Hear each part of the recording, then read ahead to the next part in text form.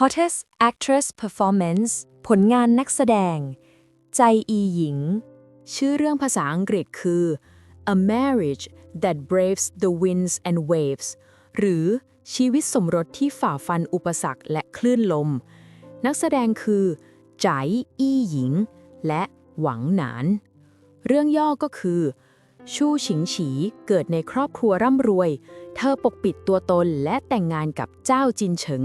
ในเมืองชิงโจวเพื่อหลีกหนีความรักใคร่ของบิดา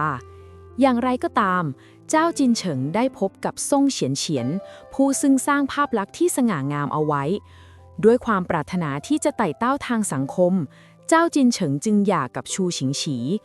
ด้วยความโกรธแค้น ชู่ฉิงฉีจึงทำสัญญาสมรสกับจีซิงหยวน ซึ่งบังเอิญว่าเขาก็หมายตาเธออยู่เช่นกัน เรื่องถัดไปคือ กด subscribe ก่อนคลิปนี้จะหายไป CK Series Addict ช่องรวมนักแสดง ซีรีส์แนะนำเพื่อ FC โดยเฉพาะ ฝากกดติดตาม กดไลค์ กดแชร์ หรือคอมเมนต์เป็นกำลังใจกันค่ะ ชื่อเรื่องภาษาอังกฤษคือ After a Whirlwind Marriage The billionaire CEO spoiled me rotten หรือหลังจากการแต่งงานที่รวดเร็ว เศรษฐี CEO ก็ตามใจฉันจนเสียคน นักแสดงคือ ใจอี้หญิง และหงเหวินปัว เรื่องย่อก็คือ ประธานบริษัทฟู่ได้พบกับจินคานคานอดีตเพื่อนร่วมชั้นโดยไม่คาดคิด ขณะที่จินคานคานกำลังถูกคู่เดทดูถูกเหยียดหยามเขาหวนนึกถึงวันเวลาในโรงเรียนที่เคยถูกเพื่อนร่วมชั้นรังแก และจินคานคานได้ช่วยเขาหนีอย่างกล้าหาญจนนำไปสู่การพบกันโดยบังเอิญของทั้งสอง ตอนนี้จินคานคานกำลังถูกพ่อแม่กดดันให้แต่งงาน เธอจึงวางแผนให้ประธานบริษัทแกล้งเป็นแฟน และเขาก็เสนอขอแต่งงานอย่างรวดเร็ว โดยปกปิดตัวตนที่แท้จริงในฐานะประธานบริษัทเขาย้ายเข้าไปอยู่ในบ้านของจินคานคานในฐานะคนธรรมดา เริ่มต้นความรักหวานชื่นที่ค่อยๆพัฒนาจากชีวิตแต่งงานไปสู่ความรัก พวกเขาได้เผชิญช่วงเวลาหวานชื่นและอุปสรรคต่างๆด้วยกัน ความรู้สึกที่มีต่อกันลึกซึ้งขึ้นเรื่อยๆ จนในที่สุดพวกเขาก็ได้ใช้ชีวิตอย่างมีความสุขตลอดไป เรื่องถัดไปค่ะ ชื่อเรื่องภาษาอังกฤษคือกู่เช่า Flash Marriage with his beloved wife หรือการแต่งงานฉับพลันของกู่เซ่ากับภรรยาสุดที่รัก นักแสดงคือใจอี้หญิง และหวางเย่นซิน เรื่องย่อก็คือเฉียวเซี่ยเซี่ยไปออกเดทแบบนัดบอร์ดที่แม่จัดให้ แต่เข้าใจผิดคิดว่ากู่หวยอันประธานกลุ่มบริษัทหนานอ้าวเป็นคู่เดทของเธอยิ่งไปกว่านั้นเธอยังถูกอดีตแฟนหนุ่มยุให้แต่งงานในวันเดียวกันอีกด้วย เรื่องถัดไปชื่อเรื่องภาษาอังกฤษคือ A Thousand Lies หรือโกหกนับพัน นักแสดงคือไฉอีหญิง และหยางเย่หมิง เรื่องย่อก็คือในงานแต่งงานของหลี่โยโย่ลูกสาวของ CEO และหนิงหยางลูกเขยที่อยู่ด้วยกันเลขานุการซินรานถูกคุกคามหนิงหยางเข้ามาช่วยเธอและถึงกับนอนกับเธอในขณะเดียวกัน CEO ของกลุ่มบริษัทประสบอุบัติเหตุทางรถยนต์และหนิงหยางได้ขึ้นเป็นผู้สืบทอดตำแหน่งอย่างไรก็ตามซินรานพบว่าผู้หญิงรอบตัวหนิงหยางรวมถึงหลี่โยโย่หายตัวไปทีละคนและท่าแท้ของหนิงหยางก็ค่อยๆเปิดเผยออกมาเรื่องถัดไปชื่อเรื่องภาษาอังกฤษคือ Keeping Love Deep in My Heart หรือเก็บความรักไว้ในใจลึกๆนักแสดงคือใจอิงเอี้ยงและหวังแย่นซินเรื่องย่อก็คือสู้ซิงเหยาทายาทเศรษฐีผู้ไม่เป็นที่รักของครอบครัวถูกมั่นหมายกับเซินหยืออันทายาทตระกูลทรงอำนาจแต่สู้หมิงเย่ผู้ต้องการแย่งชิงอำนาจวางแผนร้ายต่อสู้ซิงเหยาซึ่งเซินหยืออันมักเข้าใจผิดว่าเป็นหญิงสำสอนในการแย่งชิงอำนาจอันซับซ้อนภายในครอบครัวเศรษฐีนี้สู้ซิงเหยาด้วยความอดทนอย่างไม่ย่อท้อเผชิญกับแรงกดดันจากทั้งตระกูลเซินและตระกูลสู้ขณะเดียวกันก็เปิดโปงแผนการของสู้หมิงเย่ไปด้วยเมื่อเซินหยุยอันรู้ความจริงก็รู้สึกเสียใจอย่างมาก แต่สู้ซิงเหยาหลังจากเผชิญกับความเข้าใจผิดการทรยศและความจำเสื่อมก็ได้พบหนทางใหม่ในชีวิตเธอไปใช้ชีวิตอยู่ต่างประเทศกับลูก2 คนและประสบความสำเร็จอย่างมากในวงการแพทย์เรื่องถัดไปชื่อเรื่องภาษาอังกฤษคือ My Promotion Diary I was smitten by the female CEO's brother หรือถูกน้องชายของ CEO มาจีบนักแสดงคือจ่ายยี่หญิงและกู้หมิงเรื่องย่อก็คือ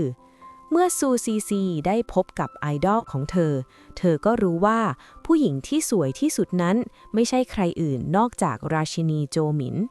เธอเซ็กซี่และมีเสน่ห์มีบุคลิกที่น่าเกรงขามโดยธรรมชาติเธอเปล่งประกายออร่าของราชินีที่น่าเคารพทุกคนในวงการต่างแย่งชิงความสนใจจากเธอวิสัยทัศน์รสนิยมและความงามของเธอเป็นเอกลักษณ์ในโลกแห่งการออกแบบนักลงทุนและผู้รับเหมาต่างต่อแถวเพื่อเป็นหุ้นส่วนกับเธอนางแบบระดับโลกและนิตยสารชื่อดังต่างถือเป็นเกียรติที่ได้ร่วมงานกับเธอชื่อของโจหมินเองก็เป็นตำนานในวงการ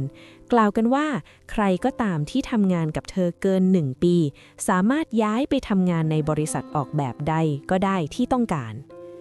ซูซีซีโชคดีที่ได้รับความชื่นชมจากไอดอลของเธอและได้เข้าทำงานในบริษัทออกแบบเสื้อผ้าในฝันแต่กลับต้องเผชิญกับความยากลำบากและการปฏิบัติที่ไม่เป็นธรรมมากมายเจ้านายที่หยิ่งยโสเย็นชาและปากร้ายเพื่อนร่วมงานหญิงที่อ่อนแอและเพื่อนร่วมงานหญิงที่คอยจ้องจะทำร้ายและสร้างความยากลำบากให้เธออยู่เสมอทำให้เธอต้องเข้าไปพัวพันกับเรื่องเล็กๆน้อยๆมากมายจนสูญเสียความมั่นใจและสงสัยในความสามารถของตัวเองคิดว่าตัวเองอาจไม่เหมาะสมกับวงการนี้แต่แล้วกู่ฮั่น CEO ผู้ทรงอิทธิพลของบริษัทคู่แข่งกลับสังเกตเห็นเธอและประทับใจในความกล้าหาญความทะเยอทะยานและความทุ่มเทของเธอเขาให้กำลังใจเธอเมื่อเธอกำลังจะยอมแพ้ช่วยให้เธอมีความมั่นใจและเอาชนะอุปสรรคด้วยกำลังใจและการสนับสนุนซึ่งกันและกันทั้งสองจึงสนิทสนมกันมากขึ้นการงานของนางเอกได้รับการยอมรับจากราชินีและความรักก็เบ่งบานเรื่องถัดไปชื่อเรื่องภาษาอังกฤษคือ Older Man's Love หรือความรักที่ลึกซึ้งที่สุดของชายชรานักแสดงคือไฉอิหญิงและหวังเย่นสินเรื่องย่อก็คือเซี่ยฉีฉีต้องเผชิญกับการตั้งครรภ์โดยไม่คาดคิดและความกดดันจากครอบครัวเธอได้พบกับฉีหลัวหยูและทั้งสองค่อยๆพัฒนาความรู้สึกต่อกันท่ามกลางความเข้าใจผิดและการทะเลาะวิวาทเซี่ยฉีฉีถูกบังคับให้ไปเดทแบบนัดบอดแต่กลับถูกชายเจ้าชู้คนหนึ่งดูถูกฉีหลัวหยูจึงเข้ามาปกป้องเธอขณะที่ความรู้สึกของทั้งสองลึกซึ้งขึ้นเรื่องถัดไปชื่อเรื่องภาษาอังกฤษคือ Loving You at the Wrong Time หรือรักคุณผิดเวลานักแสดงคือจายอี้หญิงและเคอฉุนเรื่องย่อก็คือเพื่อช่วยแม่ของเธอเฉียวหยูจึงโกหกว่าบ่อฮั่นซือทำร้ายคนทำให้บ่อฮั่นซือถูกจำคุกอย่างไม่เป็นธรรมความรักจึงแปลเปลี่ยนเป็นความเกลียดชังอย่างรุนแรงเรื่องถัดไปชื่อเรื่องภาษาอังกฤษคือ A Perfect Match หรือช่วงเวลาดีที่สุดนักแสดงคือฉายอี้หญิงและจั่วหมิงเรื่องย่อก็คือฉันเข้าใจผิดคิดว่าผู้มีพระคุณของฉันเป็นชายชราคนหนึ่งแต่ที่จริงแล้วเขาเป็น CEO ที่ร่ำรวยและทรงอิทธิพลหลังจากเข้าทำงานในบริษัทของเขาฉันก็เปลี่ยนจากผู้บังคับบัญชามาเป็นลูกน้องคนโปรดของเขาเรื่องถัดไปค่ะชื่อเรื่องภาษาอังกฤษคือ Love Under the Fading Wall หรือความรักใต้กำแพงที่เลือนหายนักแสดงคือใจยีหญิงและหวูจูซีเรื่องย่อก็คือรอบตัวซูตานหยินที่ครอบครัวตกอยู่ในช่วงเวลาที่ยากลำบาก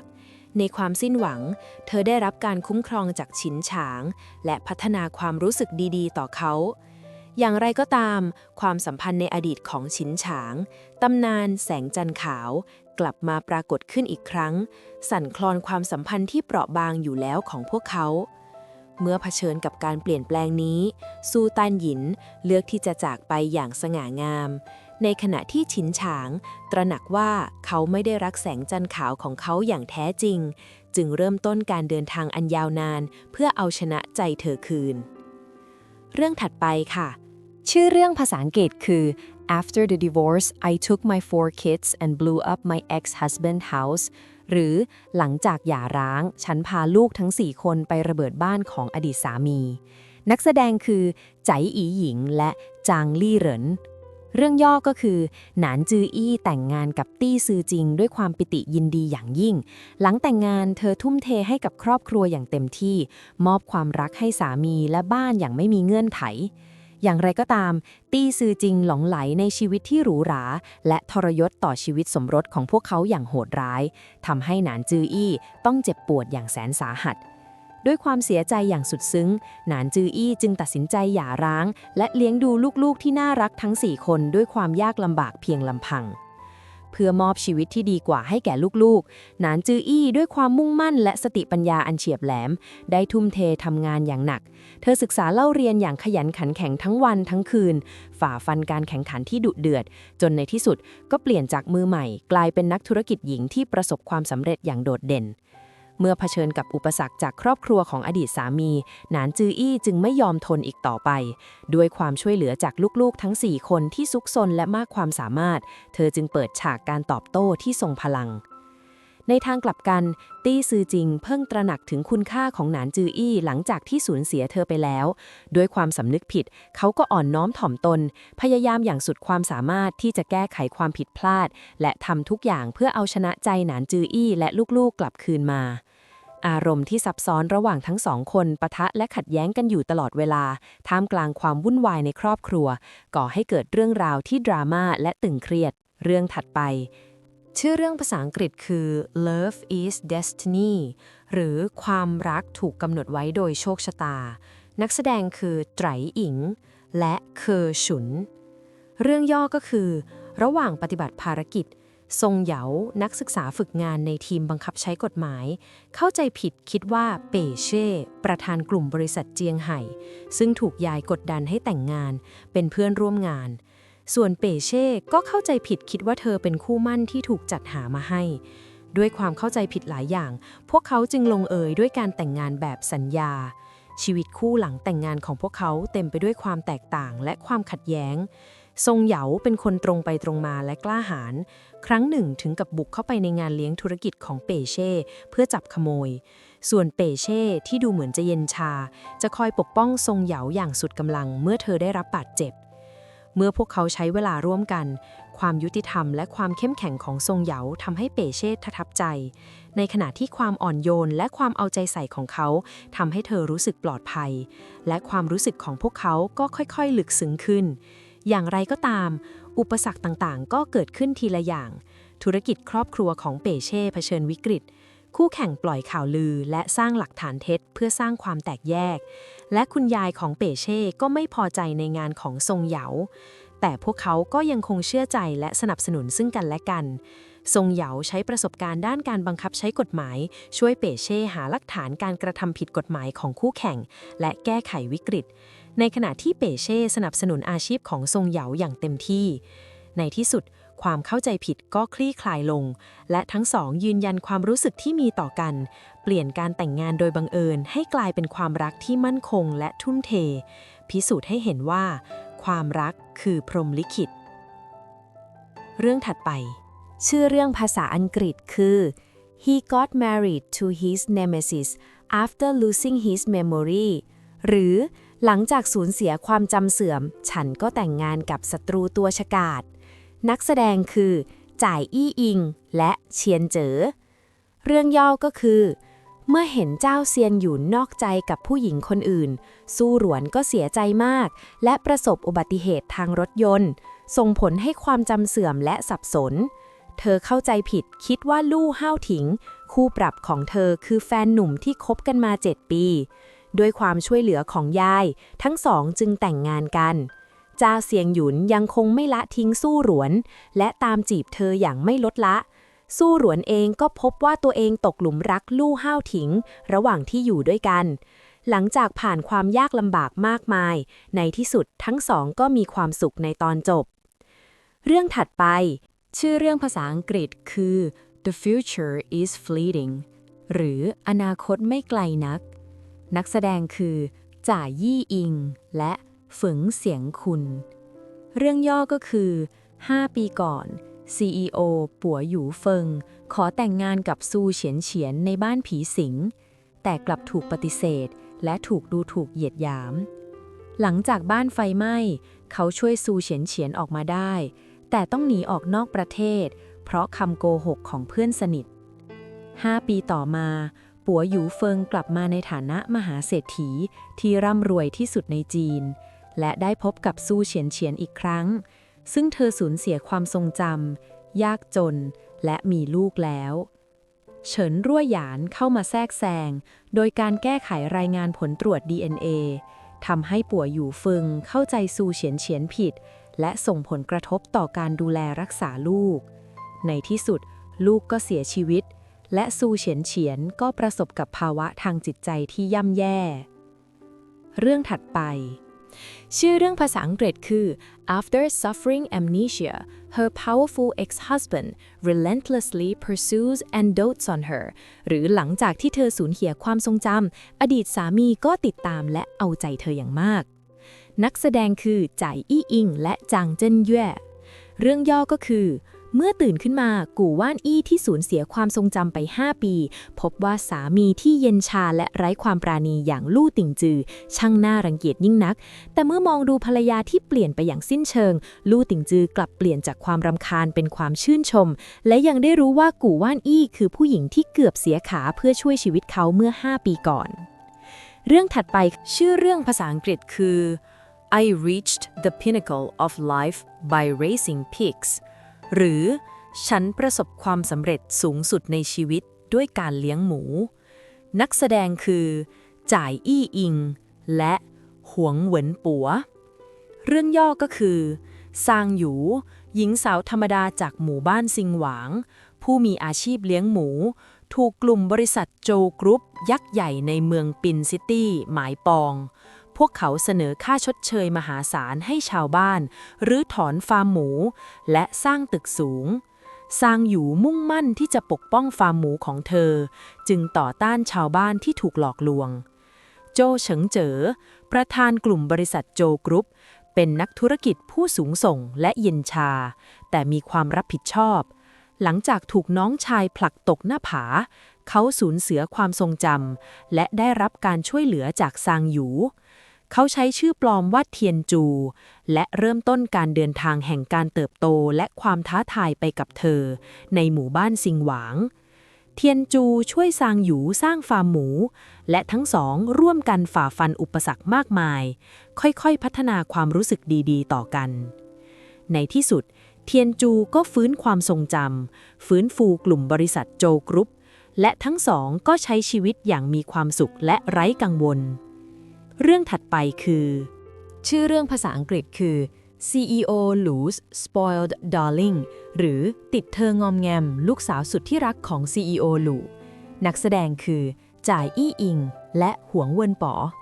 เรื่องย่อก็คือหลินโมโมนักศึกษามหาวิทยาลัยถูกแม่บุญธรรมเอาเปรียบและบังคับให้ทำงานที่นั่นเธอได้พบกับลู่เหยียนเจ๋อคุณชายคนที่3ของตระกูลหลู่โดยไม่คาดคิดหลังจากตั้งครรภ์โดยไม่คาดคิดทั้งสองได้รู้จักกันผ่านการทำงานและลู่เหยียนเจ๋อก็ได้ค้นพบตัวตนที่แท้จริงของหลินโมโมและค่อยๆพัฒนาความรู้สึกดีๆต่อเธอเมื่อเผชิญกับแรงกดดันจากแม่บุญธรรมให้แต่งงานลู่เหยียนเจ๋อจึงช่วยเธออย่างกล้าหาญและสัญญาว่าจะรับผิดชอบทั้งสองจึงแอบแต่งงานกันแต่แล้วเฉินเจียมึ่งก็กลับมาจีนและก่อกวนทำให้รู้ว่าเธอไม่ใช่ผู้ช่วยชีวิตของลู่เหยียนเจ๋อแต่เป็นเพื่อนสมัยเด็กของหลินโมโมและหลินโมโมคือทายาทที่แท้จริงของตระกูลเซินแผนการของเฉินเจียเมิ่งจึงถูกเปิดโปงและตัวตนที่แท้จริงของหลินโมโมก็ถูกเปิดเผยโดยความช่วยเหลือจากแม่ทั้งสองหลินโมโมและลู่เหยียนเจ๋อจึงแก้ไขความเข้าใจผิดและในที่สุดก็กลายเป็นคู่รักเริ่มต้นชีวิตที่มีความสุขด้วยกันเรื่องถัดไปชื่อเรื่องภาษาอังกฤษคือ Three Treasures Helping Mommy หรือสมบัติ3ชิ้นช่วยคุณแม่ นักแสดงคือจ่ายอี้ดิงและเฉินเจิ้งหยางเรื่องย่อก็คือ 6 ปีต่อมาอันอี้เทียนกลับไปประเทศจีนพร้อมกับลูกๆที่น่ารักทั้ง3 คนในคืนที่พวกเขามีความสัมพันธ์ชั่วข้ามคืนชายคนนั้นได้มอบแหวนเพชรราชวงศ์ให้แก่อันอี้เทียนขณะที่เด็กๆทั้ง3 คนสวมแหวนและพยายามตามหาพ่อแหวนก็พลัดหลงหายไปเรื่องถัดไปคือชื่อเรื่องภาษาอังกฤษคือ Wishing to drift through the rest of my life in a light boat หรือปรารถนาที่จะล่องลอยไปตลอดชีวิตในเรือลำเล็กๆนักแสดงคือจ่ายอี้อิงและจั่วหมิงเรื่องย่อก็คือเจียงซือหยวนเติบโตมาในครอบครัวที่รักลูกชายมากกว่าลูกสาวหลังจากถูกขายให้กับชายโสดชราคนหนึ่งเธอและเพื่อนสนิทอย่างสู้เหมียวเหมียวจึงหนีไปยังเมืองหลงเฉิงด้วยความขยันหมั่นเพียรเจียงซือหยวนจึงไต่เต้าขึ้นมาจนได้พบกับเฉินจิงโจเศรษฐีที่ร่ำรวยที่สุดในหลงเฉิงและนั่นก็เป็นจุดเริ่มต้นของความรักที่ไม่คาดคิดเรื่องถัดไปชื่อเรื่องภาษาอังกฤษคือ Mr. Gu's Second Marriage หรือการแต่งงานครั้งที่2ของคุณกู่นักแสดงคือจ่าอี้อิงและหวงเหวินปัวเรื่องย่อก็คือหลินว่านหญิงโสดที่หย่าร้างแล้วถูกแม่กดดันให้ไปออกเดทเธอเข้าใจผิดคิดว่ากู่ซีฉวน CEO ชื่อดังเป็นคู่เดทของเธอหลินว่านปฏิเสธกู่ซีฉวนอย่างหนักแน่นโดยอ้างเรื่องการหย่าร้างและลูกแต่เขาก็สนใจเธออยู่ดีเมื่อหลินว่านถูกอดีตสามีดูถูกกู่ซีฉวนก็เข้ามาปกป้องเธอและทั้งคู่ก็แต่งงานกันอย่างรวดเร็วหลินว่านยื่นฟ้องหย่าทันทีหลังจากจดทะเบียนสมรสกู่ซีฉวนปกปิดตัวตนในฐานะ CEO ปฏิเสธคำขอหย่าของหลินว่านโดยอ้างว่าเป็นการแต่งงานทดลอง1 เดือนจากนั้นเขาก็ไปพบพ่อแม่ของหลินว่านและได้รับการอนุมัติด้วยการสนับสนุนจากแม่ของหลินว่านทั้งสองจึงเริ่มอยู่ด้วยกันอย่างรวดเร็วความรู้สึกดีๆพัฒนาขึ้นระหว่างพวกเขาและหลินว่านมองไปถึงอนาคตจึงยอมรับความรักของกู่ซีฉวนอย่างเปิดเผยเรื่องถัดไปค่ะชื่อเรื่องภาษาอังกฤษคือ Adorable Baby Arrives CEO Daddy is too difficult to handle หรือเหล่าทารกน่ารักมาถึงแล้วและคุณพ่อที่เป็น CEO ก็รับมือยากเหลือเกินนักแสดงคือจ่ายอี้อิงและหวังไข่มู่เรื่องย่อก็คือเฉิงเทียนถูกแม่เลี้ยงหลอกให้มีความสัมพันธ์กับชายลึกลับคนหนึ่งจนทำให้เธอตั้งครรภ์แต่ความทุกข์ของเธอยังไม่จบลงแค่นั้นแม่เลี้ยงและกู่เสี่ยวร่วมกันวางแผนที่จะแย่งลูกชายแรกเกิดของเธอและพยายามปิดปากเธอ5 ปีต่อมาเฉิงเทียนกลับมายังบ้านเกิดพร้อมกับลูกสาวที่เธอเลี้ยงดูมาอย่างดีเธอตั้งใจแน่วแน่ที่จะตามหาลูกชายและเปิดเผยความจริงเกี่ยวกับสิ่งที่เกิดขึ้นในอดีตเรื่องถัดไปชื่อเรื่องภาษาอังกฤษคือ She gets pregnant with the CEO's child after her divorce หรือเธอท้องลูกของ CEO หลังจากหย่าร้างนักแสดงคือจ่ายอี้ยิงและหวงเหวินปัวเรื่องย่อก็คือเซียวอี้หรานนอกใจเธอและหลินหยูหยานจับได้ว่าพวกเขานอนด้วยกันเธอจึงราดน้ำใส่พวกเขาและยื่นฟ้องหย่าหลังจากออกจากบ้านหลินหยูหยานกำลังจะโบกแท็กซี่ก็เห็นเด็ก2 คนวิ่งมาหาเธอจากฝั่งตรงข้ามถนนเธอรีบวิ่งไปช่วยเด็กน้อยน่ารัก2 คนนั้นเด็กชายและเด็กหญิงที่เรียกเธอว่าแม่ทันทีหลินหยูหยานหัวเราะเบาๆเธอแต่งงานมาได้1 ปีแล้วเซียวอี้หรานยังไม่เคยแตะต้องตัวเธอเลยตอนนี้กำลังจะหย่ากันจะมีลูกด้วยกันได้อย่างไรเธอถามว่าครอบครัวของพวกเขาอยู่ที่ไหนเด็กๆบอกว่าพ่อของพวกเขาอยู่ที่ไนท์คลับหลินหยูหยานอยากเป็นพลเมืองดีจึงพาเด็กๆไปที่ไนท์คลับเพื่อตามหาพ่อเด็กๆชี้ไปที่เหลิงจือเสี่ยวและเรียกเขาว่าพ่อหลินหยูหยานรู้สึกว่าเหลิงจือเสี่ยวเป็นคนไม่รับผิดชอบละเลยลูกๆและไปในที่แบบนั้นส่วนเหลิงจือเสี่ยวคิดว่าผู้หญิงคนนี้พยายามเรียกร้องความสนใจจากเขาด้วยวิธีที่แปลกๆเขาเป็นโสดมาตลอดชีวิตจะมีลูกได้อย่างไรหลินหยูหยานส่งเด็กทั้ง2ให้เขาแล้วไปดื่มเหล้าแก้กลุ้มโดยขอพบกับคุณชายรูปงามที่สุดเป็นพิเศษ เด็กทั้งสองน่ารักมากต่างคนต่างเกาะขาของเหลิงจือเสี่ยวทำให้เขาต้องขอโทษแม่เหลิงจือเสี่ยวสังเกตเห็นว่าเด็กทั้งสองหน้าตาเหมือนเขาตอนเด็กจึงเกิดความสงสัยเนื่องจากคลับอยู่ในสภาพยุ่งเหยิงเขาจึงฝากเด็กไว้กับถังเหวินซวนเพื่อนของเขาขณะที่เขาไปสอบถามหลินหยูหยานด้วยตัวเองหลินหยูหยานที่เมามายเข้าใจผิดคิดว่าเหลิงจือเสี่ยวเป็นคุณชายรูปงามที่สุดของคลับ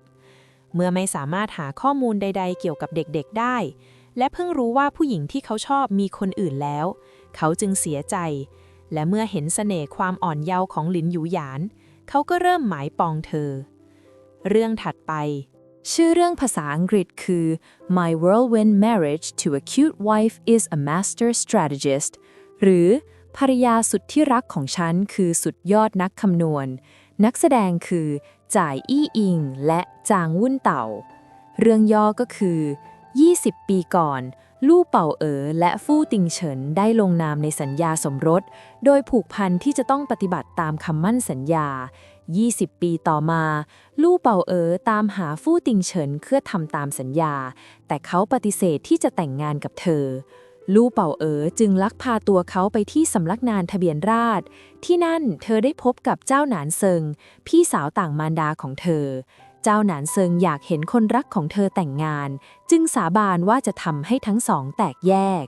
ชื่อเรื่องภาษาอังกฤษคือ My Boss is My Husband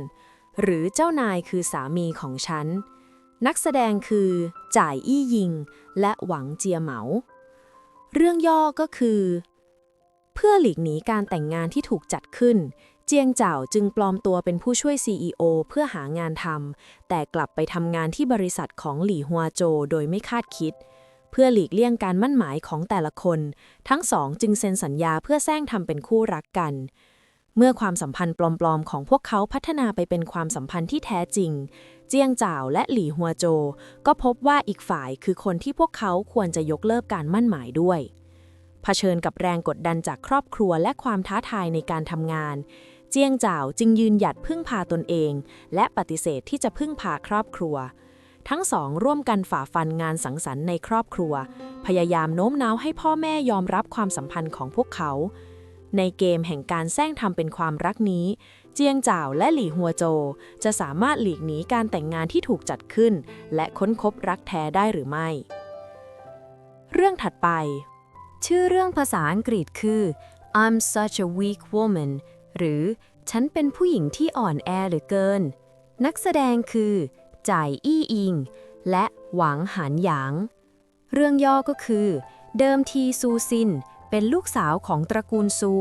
แต่เนื่องจากเกิดมาพร้อมกับโรคร้ายแรงเธอจึงถูกนักพรตเต๋าฉางชิงผู้เป็นอมตะรับตัวไปเลี้ยงดูและเติบโตในหมู่บ้านเทียนซานเธอมีความสามารถพิเศษแต่ไม่สนใจโลกภายนอกและไม่รู้ตัวว่าตนเองมีพลังอำนาจมากด้วยนิสัยแปลกประหลาดเธอจึงทรมานชาวบ้านและสัตว์ร้ายบนภูเขาทำให้พวกเขาทุกข์ทรมานเรื่องถัดไปชื่อเรื่องภาษาอังกฤษคือ Late Summer Ripples หรือระลอกคลื่นปลายฤดูร้อนนักแสดงคือจ่ายอี้อิงและหวางจืออี้เรื่องย่อก็คือหลินซีเซียนักเชลโลที่เดินทางกลับประเทศจีนพร้อมลูกหลังจากได้รับการวินิจฉัยว่าเป็นโรคร้ายแรงเพื่อตามหาสามีที่เป็นบอดี้การ์ดซึ่งเธอแต่งงานด้วยเมื่อ4 ปีก่อนทั้งสองต้องเผชิญกับเรื่องราวพลิกผันมากมายเรื่องถัดไปชื่อเรื่องภาษาอังกฤษคือ Family in One Hand Hatred in the Other หรือมือซ้ายความรักในครอบครัวมือขวาความเกลียดชังนักแสดงคือจ่ายอี้อิงและเจ้าก้วนหยือเรื่องย่อก็คือหยวนอันนาถูกแม่สลับตัวตั้งแต่เกิดเพราะแม่ชอบลูกชายมากกว่าลูกสาวเธอจากทายาทเศรษฐีกลายเป็นเด็กสาวชาวชนบทที่ยากจนถูกพ่อบุญธรรมทำร้ายในขณะที่แม่บุญธรรมอดทนต่อความโหดร้ายของเขาเพื่อปกป้องเธอต่อมาด้วยความบังเอิญเธอได้เข้าไปพัวพันกับชายเรื่องแย่งทรัพย์สมบัติและอำนาจติดตามเรื่องราวของหยวนอันนาเรื่องถัดไปชื่อเรื่องภาษาอังกฤษคือ The Counterattack of a Comic Book Otaku หรือการโต้กลับของโอตาคุนักแสดงคือจ่ายอี้อิงและหยางเจียซินเรื่องย่อก็คือหลงหนีหนีหญิงสาวชนชั้นแรงงานเริ่มเขียนการ์ตูนแฟนเมดออนไลน์หลังจากถูกเลิกจ้างเนื้อเรื่องที่น่าติดตามกลายเป็นกระแสไวรัลดึงดูดผู้ติดตามจำนวนมากทางออนไลน์แฟนๆหลายคนค้นพบว่าแรงบันดาลใจในการ์ตูนมาจากบุคคลจริงคือชุยหยาน CEO ของบริษัทเก่าของหลงหนีหนีและจีจุนเซิงอดีตนักเต้นนำของวงดนตรี AKP สถานการณ์นี้สร้างปัญหาใหญ่ให้กับชุยหยานผู้กำลังจะรับผิดชอบโครงการสำคัญของบริษัทและเขาตัดสินใจที่จะตามหาต้นตอของปัญหาในขณะเดียวกันจีจุนเซิงผู้ที่ถูกวงของตัวเองกีดกันก็ฉวยโอกาสนี้กลับมาอีกครั้งหลังจากได้รับความสนใจอย่างมากเรื่องถัดไปชื่อเรื่องภาษาอังกฤษคือ Today is a day to like หรือวันนี้เป็นวันที่น่าชื่นชอบนักแสดงคือจ่ายอี้อิงและฉันซือเรื่องย่อก็คือฉันซิงหลีเจ้าหญิงน้อยผู้ถูกตามใจของตระกูลเฉินเธอไม่ได้พึ่งพาชื่อเสียงของครอบครัวแต่กลับตั้งใจเรียนอย่างหนักมุ่งมั่นที่จะเป็นนักแปลที่ยอดเยี่ยมเธอเป็นคนอิสระใจดีและซื่อสัตย์ในความสัมพันธ์แต่ประสบการณ์ที่ไม่คาดฝันในบาร์แห่งหนึ่งได้เปลี่ยนชีวิตเธอไปอย่างสิ้นเชิงในวันเกิดของเฉินซิงหลีเพื่อนสนิทของเธอจ้างชายหนุ่มขายบริการระดับสูงที่บาร์แต่ด้วยโชคชะตาพลิกผันเธอกลับไปมีความสัมพันธ์กับซางมู่เย่วันรุ่งขึ้นเฉินซิงหลีตื่นขึ้นมาพบว่าตัวเองไม่เพียงแต่สภาพยุ่งเหยิงแต่ยังตกอยู่ในปัญหาใหญ่ที่แย่ไปกว่านั้นคุณปู่ของเธอรู้เรื่องและโกรธมากเรียกร้องให้เฉินซิงหลีเปิดเผยตัวตนของชายคนนั้นมิเช่นนั้นเขาจะทำลายอนาคตของเธอเพื่อปกป้องชายคนนั้นเฉินซิงหลีจึงเลือกที่จะแบกรับผลที่ตามมาเพียงลำพังโดยไม่รู้ว่าชายคนนั้นคือซางมู่เย่บุตรนอกสมรสที่ไม่เป็นที่ชื่นชอบที่สุดของตระกูลซางบุคคลในตำนานที่ขึ้นชื่อว่าความโหดเหี้ยมและไร้ความปราณีแม้ไม่เป็นที่ชื่นชอบภายในตระกูลแต่ซางมู่เย่กลับควบคุมอำนาจของตระกูลซางอย่างลับๆด้วยสติปัญญาและความสามารถของเขาและยังเป็นผู้ก่อตั้งบริษัทเทคโนโลยีซิงเย่ด้วยเขาดูเย็นชาและไร้ความปราณีแต่แท้จริงแล้วมีจิตใจอ่อนโยนโดยเฉพาะกับเซินซิงหลีซึ่งเขามีความรักความผูกพันเป็นพิเศษหลายปีก่อนเมื่อเซินซิงหลีอายุ12ปีตกอยู่ในอันตรายซางมู่เย่ได้ช่วยเธอไว้ตั้งแต่นั้นมาซางมู่เย่ก็คอยเฝ้ามองเธออย่างเงียบๆพยายามไต่เต้าทางสังคมทีละขั้นเพื่อที่จะได้ใกล้ชิดกับเธอมากขึ้น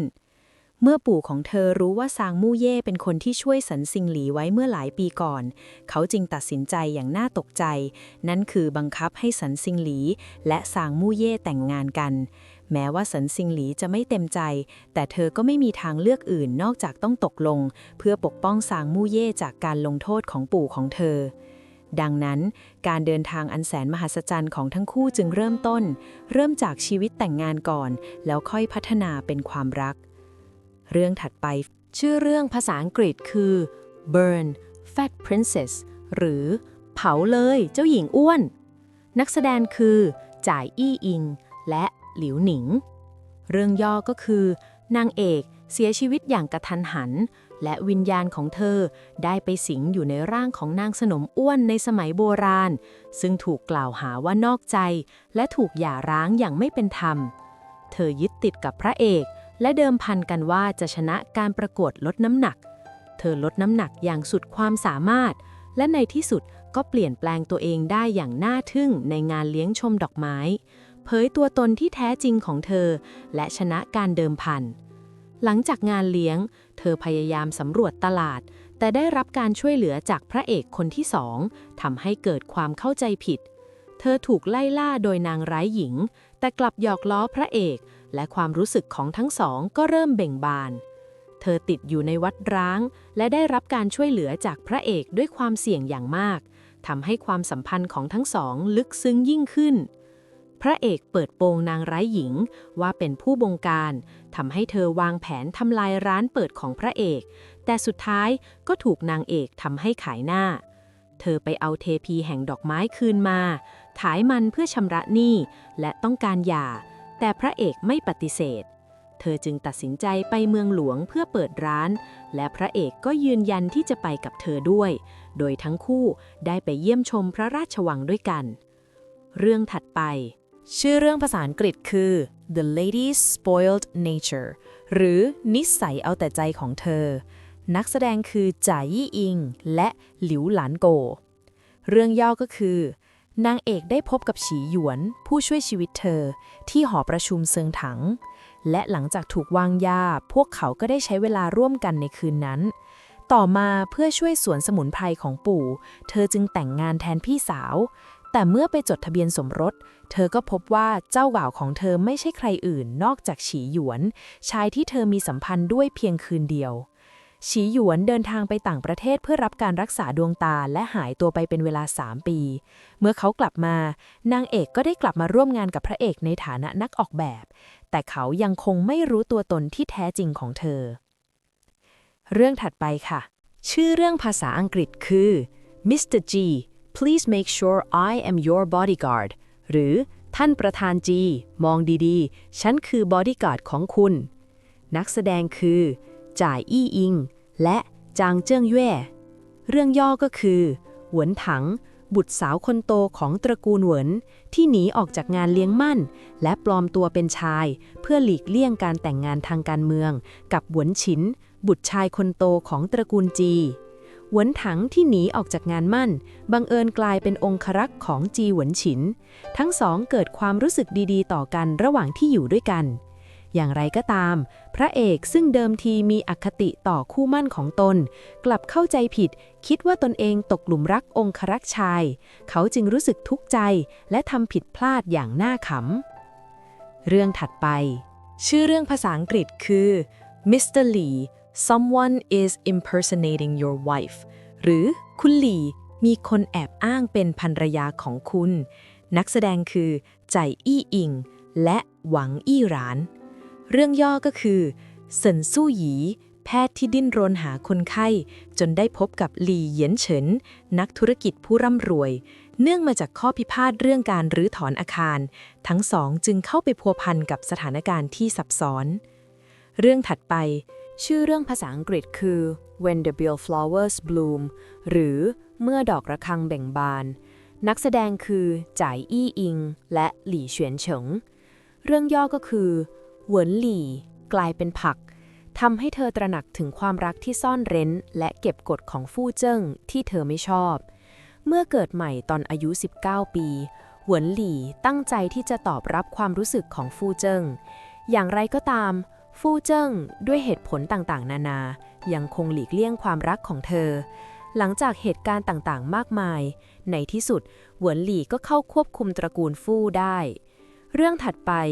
ชื่อเรื่องภาษาอังกฤษคือ I'm a time traveler หรือฉันเป็นนักเดินทางข้ามเวลานักแสดงคือจ่ายอี้อิงและเซี่ยหงซินเรื่องย่อก็คือเฉินเหนียนจือได้ย้ายร่างไปอยู่ในร่างของภรรยาของแม่ทัพจางเช่โดยไม่คาดคิด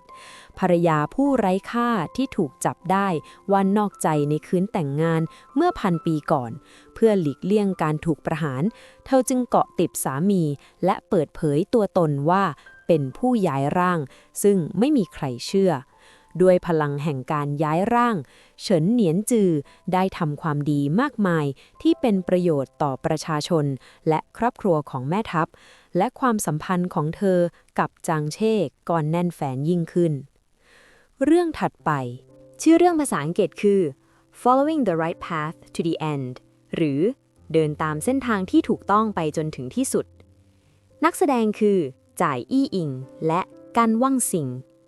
เรื่องย่อก็คือเฉินอีและโจคงจินที่เคยคบหากันสมัยเรียนมหาวิทยาลัยโจคงจินใช้เฉินอีเป็นเครื่องมือเพื่อกระตุ้นความรักที่ไม่สมหวังของเขาหลายปีต่อมาพวกเขากลับมาพบกันอีกครั้งเฉินอีตั้งครรภ์และพวกเขาก็ตกลงแต่งงานกันเพื่อประโยชน์ความสัมพันธ์ของพวกเขาเต็มไปด้วยความขัดแย้งและความยากลำบากแต่ในที่สุดความเข้าใจผิดก็คลี่คลายโจคงจินขอแต่งงานและพวกเขาก็ใช้ชีวิตอย่างมีความสุขตลอดไปเรื่องถัดไป ชื่อเรื่องภาษาอังกฤษคือ Gardenia หรือ Gardenian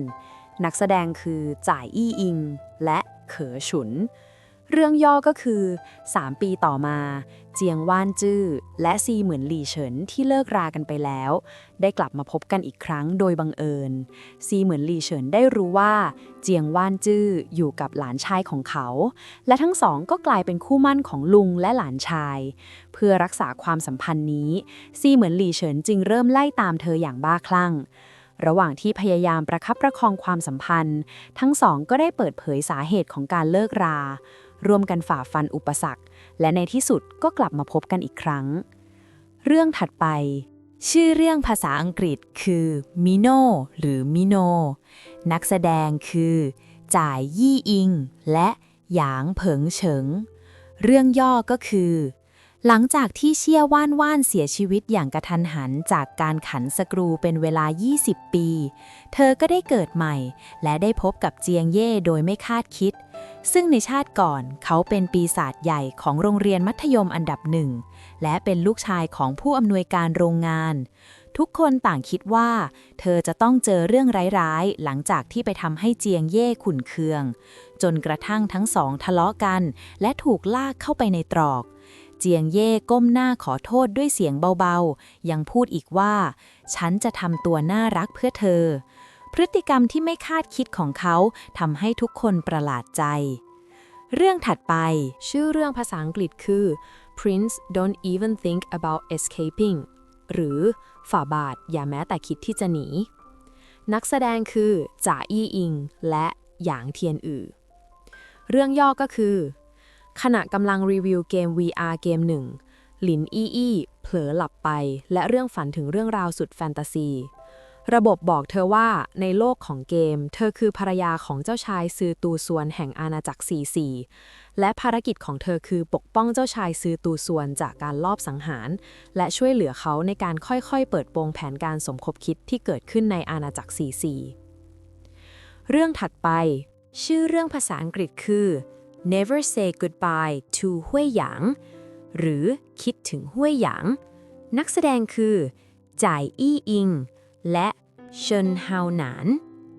เรื่องย่อก็คือซูชุนเหนียนวัย 18 ปี หลังจากสารภาพรักสำเร็จเธอได้ข้ามมิติมาอยู่ในร่างภรรยาวัย 24 ปีที่ถูกทิ้งจากตระกูลเศรษฐีเธอต้องเผชิญหน้ากับเจียงหวยซือสามีผู้เฉยเมยและจูจูลูกสาวผู้เงียบงันเธอมุ่งมั่นที่จะกอบกู้ทุกสิ่งเมื่อความทรงจำแปลกๆและชายชุดดำปรากฏขึ้นบ่อยครั้งเธอจึงค้นพบว่าโลกนี้เป็นเพียงฉากแปลกใหม่ซูชุนเหนียนหลุดพ้นจากการควบคุมต่อสู้กับแผนการร้ายและพิสูจน์ว่าชีวิตของเธอสามารถถูกเขียนขึ้นได้ด้วยตัวเองเท่านั้นเรื่องถัดไปชื่อเรื่องภาษาอังกฤษคือ Evening Colors on Spring Branches หรือสีสันยามเย็นบนกิ่งไม้ในฤดูใบไม้ผลินักแสดงคือจ่ายี่อิงและวางเฉินเผิงเรื่องย่อก็คือไปจื่อหญิงสาวมากความสามารถจากครอบครัวยากจนมีรายชื่อคนที่ต้องการแก้แค้นและวางแผนร่วมกับซูเทียนเพื่อนสนิทเพื่อล่อลวงโจชงเย่เศรษฐีที่ร่ำรวยที่สุดในแวดวงชนชั้นสูงของปักกิ่งไปจื่อใช้ไหวพริบและความเฉลียวฉลาดวางกับดักและในการแข่งขันที่น่าตื่นเต้นโจชงเย่ค่อยๆตกหลุมรักในความสามารถและสติปัญญาของเธอทั้งสองก้าวข้ามความแตกต่างทางชนชั้นอย่างมหาศาลและค้นพบรักแท้ในการใช้ชนะและการช่วยเหลือซึ่งกันและกันเรื่องถัดไปชื่อเรื่องภาษาอังกฤษคือ Wild Gentle หรือธรรมชาติอันอ่อนโยนนักแสดงคือจ่ายอี้อิงและเจ้าเจิ้นตงเรื่องย่อก็คือสู้ซิงสูญเสียแม่ไปอย่างน่าเศร้าเมื่ออายุ 18 ปีและถูกพ่อบังคับให้บริจาคไตเพื่อช่วยชีวิตลูกสาวบุญธรรมเธอหนีไปอยู่ที่หมู่บ้านบนภูเขาที่นั่นเธอได้พบกับเหวินซุนผู้ซึ่งคอยปกป้องเธอขณะที่เธอเติบโตขึ้นพวกเขาวางแผนที่จะสารภาพความรู้สึกหลังจากสอบเข้ามหาวิทยาลัยแต่เกิดเหตุดินถล่มและเหวินซุนหายตัวไปเป็นเวลา 4 ปีสู้ซิงจึงละทิ้งวิชาเอกศิลปะและเปลี่ยนไปเรียนธรณีวิทยาเพื่อตามหาเขา 4 ปีต่อมาพวกเขาได้กลับมาพบกันอีกครั้งหลังจากที่หลีกเลี่ยงเธอมาตลอดในที่สุดเหวินซุนก็สารภาพว่าเขาคิดถึงเธอทุกวันตลอด 4 ปีที่แยกกันเรื่องถัดไปชื่อเรื่องภาษาอังกฤษคือ Moonlight Over Ashes หรือแสงจันทร์บนเท่าฐานนักแสดงคือจ่ายอี้อิงและหวังอี้เหล่เรื่องย่อก็คือโดยไม่คาดคิดชิเย่ได้ย้ายร่างเข้าไปอยู่ในโลกของนิยายที่เธอเขียนเองข่าวดีคือเธอสามารถควบคุมเรื่องราวได้แต่ข่าวร้ายคือมีตัวร้ายสุดบ้าคลั่งอย่างเป๋จินที่คอยวางแผนร้ายต่อเธออยู่ตลอดเวลาเพื่อความอยู่รอดชิเย่ต้องเผชิญกับความซับซ้อนของความสัมพันธ์กับเป๋จินความตึงเครียดในตอนแรกค่อยๆทวีความรุนแรงขึ้นเป๋จินหลงเสน่ห์บุคลิกที่เป็นเอกลักษณ์ของชิเย่ในขณะที่ชิเย่เห็นอีกด้านหนึ่งของเป๋จินที่ซ่อนอยู่ภายใต้ความบ้าคลั่งของเขาในที่สุดชิเย่ก็สามารถเปลี่ยนแปลงชะตากรรมอันชั่วร้ายของเป๋จินได้สำเร็จและทั้งสองก็เอาชนะอุปสรรคต่างๆเพื่อพบกับความรักอันหวานชื่นเริ่มต้นบทใหม่ที่แสนสุขในโลกที่เธอสร้างขึ้นเรื่องถัดไปชื่อเรื่องภาษาอังกฤษคือว่านเฟิงจือจินหรือว่าว่านเฟิงจือจินนักแสดงคือจ่ายอี้อิงและชูถงเรื่องย่อก็คือพ่อแม่ของซูว่านว่านเสียชีวิตในอุบัติเหตุทางรถยนต์และเธอถูกรับเลี้ยงโดยฟู่ฉางหลินเพื่อนของพ่อเธอซูว่านว่านตั้งใจแน่วแน่ที่จะค้นหาความจริงเบื้องหลังอุบัติเหตุนั้นเธอได้พบกับฟู่โจจินเป็นครั้งแรกในงานวันเกิดของเธอและได้รู้ว่าเขามีอำนาจเหนือทั้งโลกใต้ดินและโลกที่ถูกต้องเธอจงใจเข้าใกล้เขาหวังจะใช้อำนาจของเขาเพื่อค้นหาความจริง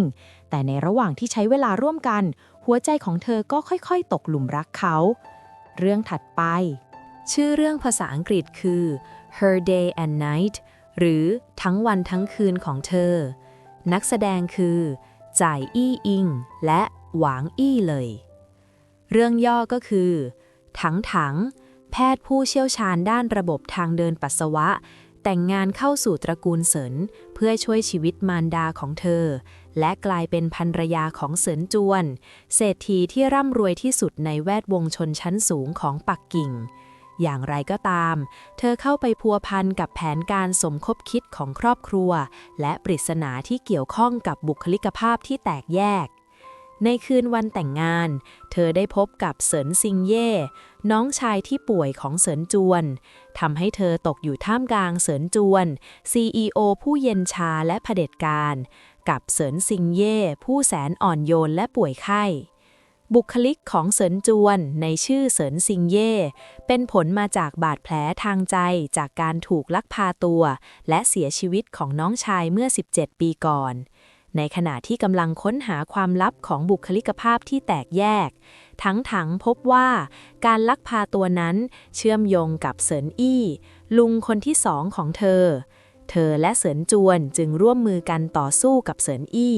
จนในที่สุดก็สามารถคลี่คลายวิกฤตพบกับความรักต้อนรับชีวิตใหม่และคืนความสงบสุขให้กับตระกูลเสินผ่านการเยียวยาและการไถ่บาปเรื่องถัดไปค่ะชื่อเรื่องภาษาอังกฤษคือ Possessing Her with Love หรือครอบครองเธอด้วยความรักนักแสดงคือจ่ายอี้หญิงและเจ้าจุนต้งเรื่องย่อก็คือหลี่ซิงสาวสวยประจำโรงเรียนทำงานเป็นแฟนสาวรับจ้างเพื่อหาเงินค่ารักษาพยาบาลให้คุณยายเธอถูกรังแกโดยทายาทเศรษฐีรุ่นที่2แต่ก็ได้รับการช่วยเหลือจากหลัวฉงปลอมตัวเป็นนักล่าสั่งงานโดยแซงทำเป็นเข้าหาเธอและข่มขู่เธอด้วยค่ารักษาพยาบาลเพื่อทำตามสัญญาโดยอ้างว่าต้องการให้เธอตกหลุมรักเขาเมื่อพวกเขาใช้เวลาร่วมกันหลี่ซิงก็ค่อยๆตกหลุมรักเขา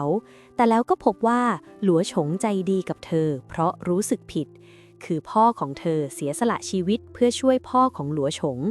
เธอจึงเลิกกับเขาและไปต่างประเทศ8 ปีต่อมาพวกเขากลับมาพบกันอีกครั้งปรับความเข้าใจกันและในที่สุดก็ได้อยู่ด้วยกันจากนั้นเรื่องถัดไปชื่อเรื่องภาษาอังกฤษคือ Fated to Love You หรือฉันชอบคุณตั้งแต่ตอนนั้นแล้วนักแสดงคือจ่ายอี้อิงและหวังข่ายมู่เรื่องย่อก็คือ เพื่อชำระหนี้ของพ่อฉินจืออ้ายจึงปลอมตัวเป็นดาราชื่อดังและเข้าหากู่หยูเซิงในฐานะคู่หมั่นของเขาในช่วงเวลาที่อยู่ด้วยกันความรู้สึกคุ้นเคยค่อยๆฟื้นความทรงจำของกู่หยูเซิงเผยให้เห็นว่าคนที่อยู่ตรงหน้าเขาคือคนรักในวัยเด็กที่พลัดพรากกันไปนานในที่สุดการแสดงภาพยนตร์ที่ล่าช้าก็ชดเชยความเสียใจตลอด8 ปีนำไปสู่ตอนจบที่มีความสุขเรื่องถัดไปชื่อเรื่องภาษาอังกฤษคือ The Other Side of the Sun หรืออีกด้านของดวงอาทิตย์นักแสดงคือจ่ายอี้ยิงและเฉินห้าวหนานเรื่องย่อก็คือเสี่ยวมู่เฉินเสียสติจากการเสียชีวิตอย่างน่าเศร้าของจินเจ้าสี่แฟนสาว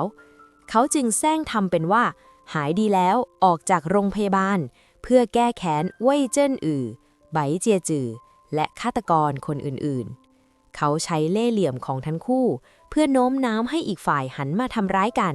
จนนำไปสู่การจับกุมตัวในท้ายที่สุดเสี่ยวมู่เฉินก็เปิดเผยความจริงและรับผลกรรมที่ก่อไว้เรื่องถัดไป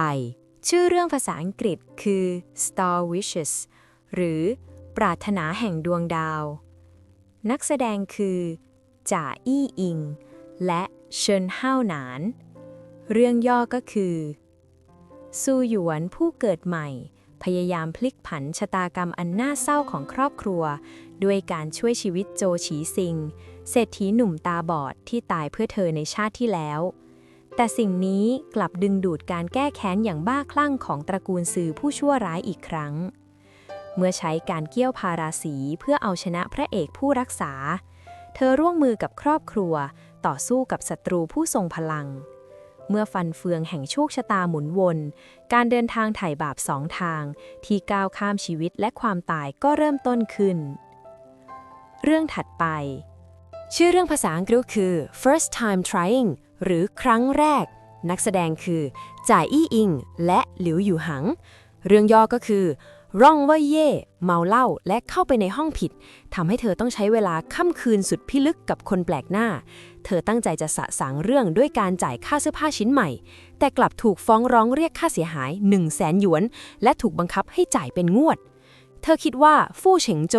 เป็นเพียงคนธรรมดาไม่รู้เลยว่าเขาคือมหาเศรษฐีที่ร่ำรวยที่สุดในหางโจวเมื่อการกลั่นแกล้งในที่ทำงานสถานการณ์ครอบครัวที่เอาเปรียบและเพื่อนร่วมงานที่บงการถาโถมเข้ามาเขาก็ปรากฏตัวขึ้นเสมอเมื่อเธออ่อนแอที่สุดคอยปกป้องเธออย่างสุดกำลังจนกระทั่งผลตรวจการตั้งครรภ์ขึ้น2 ขีดเขาดีใจมากแต่เธอกลับลังเลและยอมถอยติดตามเรื่องราวของ CEO ปากร้ายและเจ้ากี้เจ้าการที่วางแผนอย่างพิถีพิถันเพื่อเปลี่ยนจากเจ้าหนี้เป็นสามีเปลี่ยนเหตุการณ์ไม่คาดฝันให้กลายเป็นความหวานชื่นชั่วชีวิตชิมก่อนรักคราวนี้เขาได้ลิ้มรสความสุขชั่วชีวิตเรื่องถัดไปชื่อเรื่องภาษาอังกฤษคือ Year After Year Peace and Happiness หรือปีแล้วปีเล่า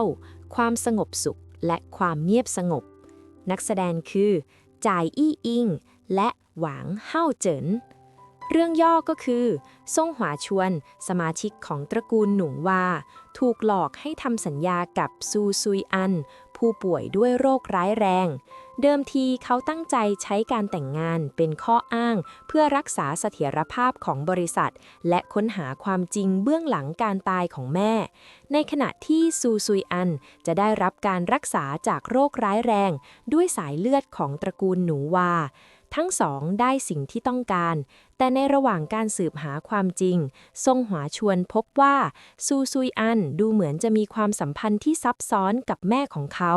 และเธอไม่ใช่เพียงแค่หญิงสาวธรรมดาจากพันธมิตรที่ใช้ประโยชน์จากกันและกันสู่คนรักที่พึ่งพาอาศัยกันพวกเขาพบรักแท้ในชีวิตในระหว่างการค้นหาความจริงและใช้ชีวิตร่วมกันไปจนแก่เฒ่าเรื่องถัดไปชื่อเรื่องภาษาอังกฤษคือ He comforted his poor little darling หรือ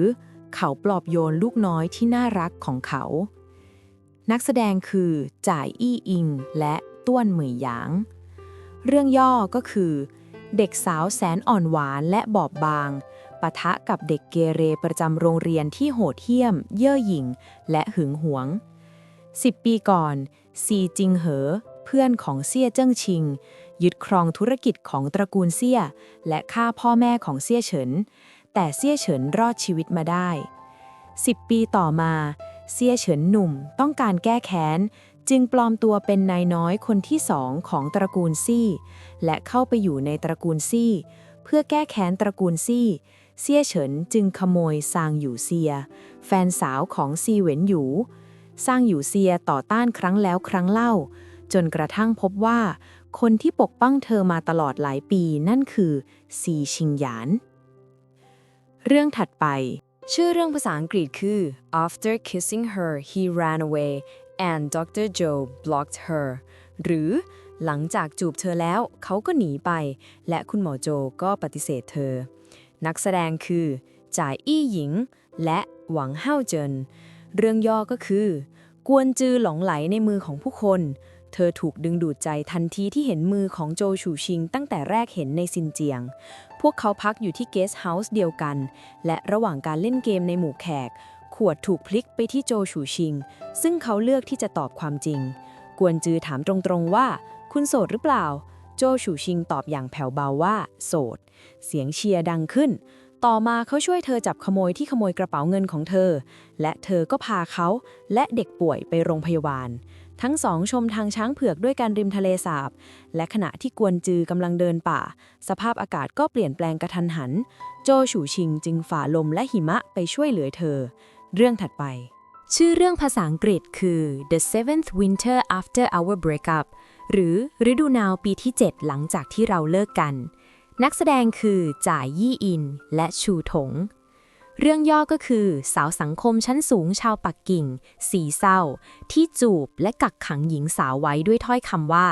ฉันเกลียดเธอแต่ฉันก็ยังต้องการเธอหญิงสาวผู้เชื่อฟังจึงตอบโต้ด้วยการทำลายความสัมพันธ์ในวัยเด็กของเธอเรื่องถัดไปค่ะชื่อเรื่องภาษาอังกฤษคือ Redemption หรือการไถ่บาปผ่านรอยร้าวแห่งการเวลานักแสดงคือ